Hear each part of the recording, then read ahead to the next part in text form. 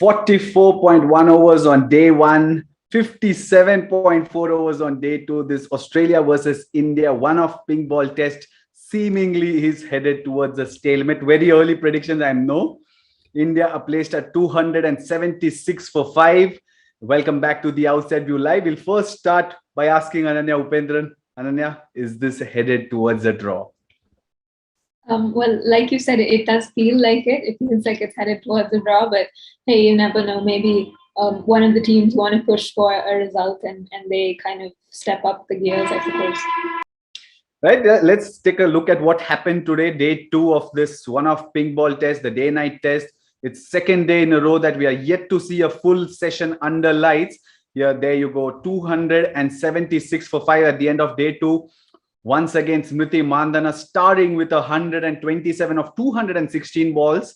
And then not much to write about. Poonam Raut with 36, Shafali Verma with 31. But Ananya, Smriti Mandhana yesterday showed the promise, 80 not out, and then kind of delivered today with that maiden test done.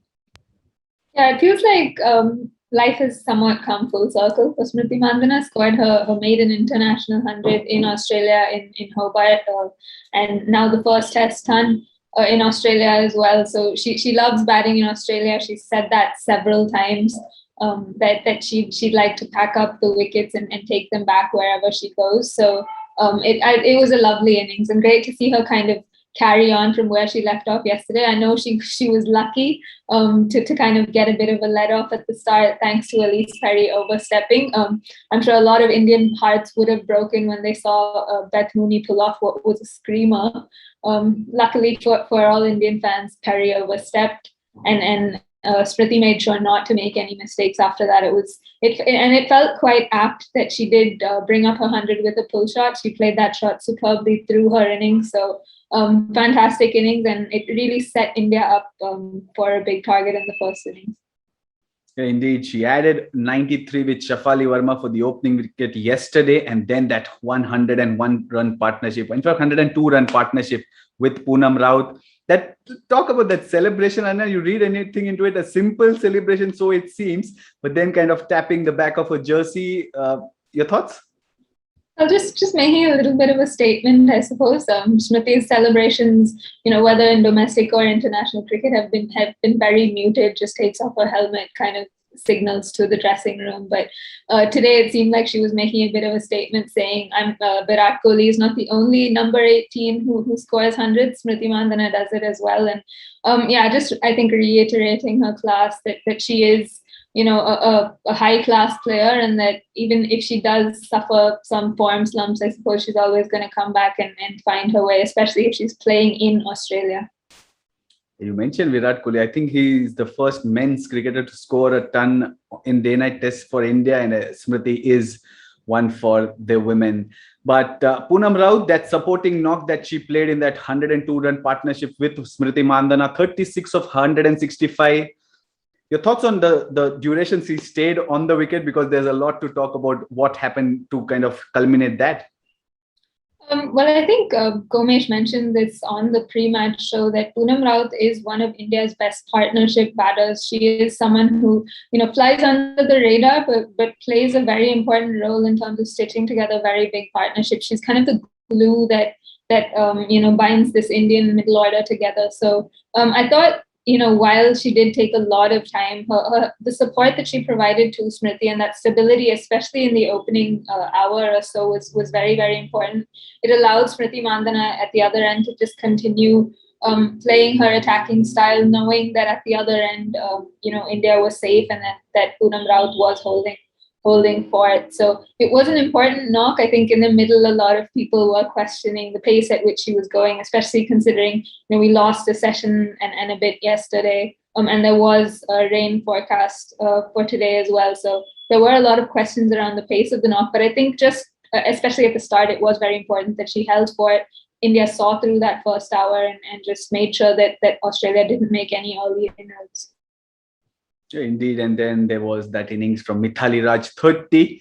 Not the kind of end that we would have wanted to see, because once again, like, we're on the edge when it comes to the test cricketing careers of Mithali Raj and Jhulan Goswami. We don't know for sure if they have another test that they'll play before they hang up their boots.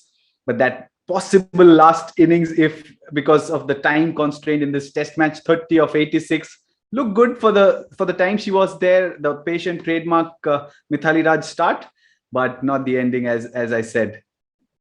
It was a very unfortunate ending, but like you said, I think she looked good. Especially when she pulled out those cover drives, exceptional. It's trademark Mithali Raj, and it was wonderful to see. But there were instances where she was wafting outside the off stump. I think she first did it against Annabelle Sutherland. The ball flew over gully. She did it against Elise Perry. Got dropped by Beth Mooney. So she did look a little iffy outside the off stump. I think. It was very unlike Mithali Raj for her to go searching for the ball. But I suppose they did say this on air as well, that coming off one day cricket where you have to kind of score at a slightly quicker rate, that your hands are always going to go for the balls outside off stump. But after that, we saw that she didn't poke at anything outside the off stump. And it was an unfortunate ending, but it feels like when Deepti Sharma is at the crease, that always these opportunities that crop up. And when she slipped in the middle before she turned, it did. It felt like the 2017 World Cup, where you felt like she could have dived, but she didn't have enough momentum to dive. It was a direct hit, so there were a lot of moments where I was winding back the clock to that 2017. But yeah, an unfortunate way to end, I suppose. And what will act as a thread as we move on to the Australian bowling is their fielding. I mean, surprisingly, Australia haven't been the neatest when it comes to their catching. We saw catches go down yesterday and today also. There were catches. A catch was taken by Mooney. Perry had overstep, as you had mentioned, and then Mooney dropped one off Perry again. The thoughts on that Australian fielding? Is it something to do with that pink ball underlights, not really familiar with the ball as well as that format? And look, I'm not sure. I think yesterday when Annabelle Sutherland dropped that sitter at mid-on, the cameras did pan to the seats and the color of the seats. But of course, at gully, it's not necessarily that you're looking at those seats. But I'm not sure why the Australians are making so many mistakes. It's probably got to do with Alyssa Healy did mention this on air yesterday, that they were standing a lot closer than they were comfortable with. So maybe the pace at which the ball is coming to them is a little more than they're expecting. Not sure why, but it's very un-Australian-like for sure. Indeed, but Elise Perry figures of 1 for 54, and that 1 is very important because this is the first wicket for her in this multi-format series. She bowled really well, didn't she? But unlucky on 2 occasions before luck shining finally on her on that third one. Yeah, very, very unlucky. I feel like Elise Perry should have at least 4 wickets to her name. I feel like she's bowled, she's been the best seamer for Australia on show. I know Talia McGrath has been very, very impressive, but I just feel like the pace and the movement that Elise Perry has generated has been very impressive, and very unlucky not to have dismissed Mithali Raj early on. She did get her to nick one, and should have at least 3 wickets to her name by now. But I think Australia will be very happy that she seems to have found a bit of a rhythm. Is bowling with decent pace and getting the ball to move like she was in the ODIs, but she's found some control as well. So promising signs for Elise Perry, and I feel like the confidence that she's gained from her bowling and that relief of finally getting a wicket will hopefully translate into her batting as well. I tell you what, Australia are missing Megan Shute and Jess Jonathan. Those are big shoes to fill in. And what the other big shoes that are to fill in are yours on this show, because I'd asked Gomesh to pick his performer of the day today. He'd said Talia McGrath will shine with a 4 and I said that you'd love talking if that happens. Not many wickets for Talia McGrath, but she bowled with control and perhaps got the most movement on day 2. Yeah, she did. She was very impressive. And even yesterday, she was extremely impressive. She did help kind of curtail the run rate when the Indian openers had gotten off to a flyer. So I think she's been impressive through the ODIs and in this test as well. And the movement is probably the natural fuller length that she bowls allows the ball to move a lot more than, the likes of Darcy Brown and Stella Campbell, who kind of hit the pitch a lot harder. So, I've been very, very impressed with Talia McGrath. I think towards the middle phase, she kind of sprayed the ball very wide to Deepti Sharma. Probably could have made her play a little more than she was. Yastika Bhatia as well. But overall, I think she's been very impressive, kind of held one end up and allowed Australia to attack from the other end, which is something I think Meg Lanning has been looking for outside, the three spinners. I think Ashley Gardner has played that holding role very well, but she needed one of the seamers to do that as well. And Talia McGrath's done a brilliant job. Right, 276 for 5 is where we stand at the end of day 2 of this pink ball test. 44.1 overs, as I said at the start, were bowled on day 1. Not many more, just 57.4 on day 2. But what was the talking point on this second day was one dismissal. Poonam Raut got a delivery from Sophie Molyneux, lunged at it, perhaps seemed to have missed it. There was an appeal. The umpire said not out, and she walked. Ananya, your thoughts on that? Look, for starters, it was an excellent delivery from Molyneux. I think the only one that really jumped off the pitch and turned a little bit as well. So first off, great delivery. As far as the walking goes, look, I have absolutely no problem with a batter walking. And I'm saying this from the point of view of a bowler who's had a lot of batters stand their ground when they've nicked off, and it's been much more obvious. So, there's a bit of irritation. And so when I see a batter walking, I'm always going to celebrate it. But look, I don't think there should be, I don't understand the controversy around it, because this is a batter who feels like she's nicked it and has made a decision for herself to walk off. So, she would have been within her rights to stand her ground, absolutely fine. But she's also within her rights to walk off. And so I don't understand why there's controversy around it. I know the umpire's there to make a decision, and the decision that he made was not out, but Poonam Raut thought that she'd nicked it. Fair play to her. She walked off. And I think, just the context around walking off, considering that this is probably going to be her only innings of the tour. She didn't play in the ODIs. I feel like, a lot of people will be questioning her place in that ODI side. She was probably looking at a 50. So for her to walk off at that stage would have been, or was very, very brave, because she was probably staring at a 50. She could have made a statement to the selectors. And the fact that she walked off then showed a lot of courage. But I have absolutely no problem with the decision she made. But almost on cue, Beth Mooney was mic'd up at that time, and she was asked if she would walk, and she immediately said, "Nah, I won't." Does something around having DRS in irregular intervals have to do with Poonam Raut's dismissal and her walking off? Would she have thought about DRS even though there's none in this series? Maybe. Look, I think walking, as everyone understands, is a very personal decision. Honestly, I was a little surprised that she did choose to walk off, because I've never seen her walk in domestic cricket before. And I know a couple of people have said that she's done it, but I think, it is true that because we don't have, DRS in every single women's series, there is always this, I suppose, a bit of uncertainty, or I'm not sure what she was thinking at the time. And had there been DRS, I'm sure Australia would have reviewed it. But look, there needs to be a bit of consistency around the use of DRS. It's come with men's cricket, so I feel like it needs to be brought into the women's game as well. Not just for instances like this, but I think generally, you see the rise in or the improvement in the women's game over the years. So I feel like you need to bring in the technology to just, I suppose, make it more enjoyable for the viewers as well.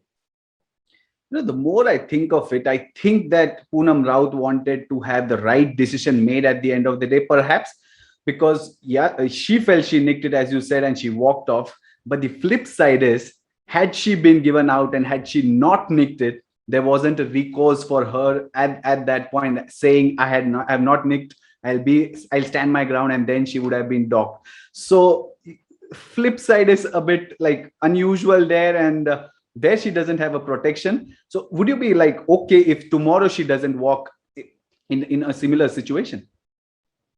Like I said, I feel like, walking is a personal thing. And, considering the circumstances around this decision of her to walk I think was very brave. If she doesn't do it the next time, again, she's within her rights to stand her ground. She's within her rights to wait for the umpire to make the decision. So I have no problem with that. It's just that the bowler in me will be very, very annoyed. But hey, this is at the end of the day a batter's game, which is why we need more TRS.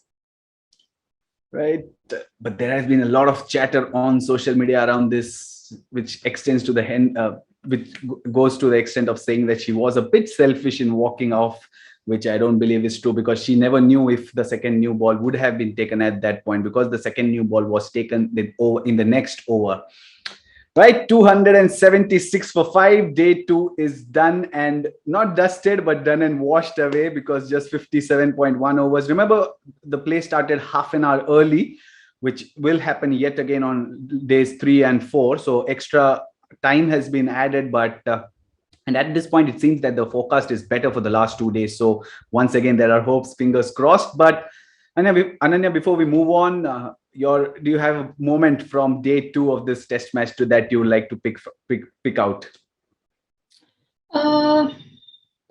Probably, just the fielder in me, I'd say Annabelle Sutherland's effort to get Mithali Raj run out. I think it was a fantastic effort, a direct hit, a crossover throw, one of the most difficult to be accurate with, and the fact that she hit the stumps with that, that was probably a standout. But then, I mean, I feel like I'm being very biased towards Sutherland, so I'm going to say, even Mandhana just getting her 100 was a great knock. So I suppose the Indian in me would pick that. Indeed, Smriti Mandhana, 127, the star of the game so far, because just first innings is still in progress. 2 days have been finished as far as the game's concerned. Remember, women's tests last 4 days, 100 overs on each day, out of which 2 days have been done and dusted. Right, before we move on to what could happen on day 3, and then your thoughts on whether you are in favor of having reserve day, because we saw in that men's World Test Championship final where that reserve day was added and it was used as well. So are you in favor of having reserve days for contingencies like these? Definitely. I mean, a women's test, like you said, is 4 days. So, to get a result in 4 days, it is in itself very difficult. And then if you have 4 or three sessions washed out, it becomes even more difficult to get a result. So I think it would be lovely to have a reserve day, if not five-day tests. I think 5-day tests should be the norm in women's cricket. But, if not 5-day tests, then reserve days for sure. I was just going to come to that. 4-day test plus reserve day, or 5-day tests plus reserve day, and I mean a 5-day test plus reserve day, both. I think 5-day tests plus reserve days, but look, reserve days aren't a norm in men's cricket. So I wouldn't expect the ICC to start with the women's game and then introduce it to men's cricket. So if they're going to stick with 4-day tests, then I think it's important that they have a reserve day, just to make sure that a result is possible. Because within 4 days, you look at this Indian innings itself. It looks like it's really gone nowhere. And then, before you know it, there are only 2 days left. How are India going to get 20 wickets on what looks like a slightly benign surface over the next 2 days to win? So, just for that, I feel like there needs to be a reserve day for women's cricket. Right, day 3 then, we've seen on 2 days that the batting seemed to be easier in the first hour, first session. Day 3, do you see India come out to bat, or is it going to be an overnight declaration, Ananya? I hope they declare overnight, but then on the flip side, I think, they can come out, maybe give it a tonk for, say, 45 minutes to an hour, try to score as many runs as they can, and then put Australia in, just to give them, I suppose, a little less time in that changeover, just to make sure that the openers are rushed through it, and also means Alyssa Healy keeps for those extra 45 minutes or so before she comes out to bat. So just for that, if India come out and maybe go hammer and tongs for a little while, it would be great. But if they need to push for a result, I feel like they have to declare as soon as possible.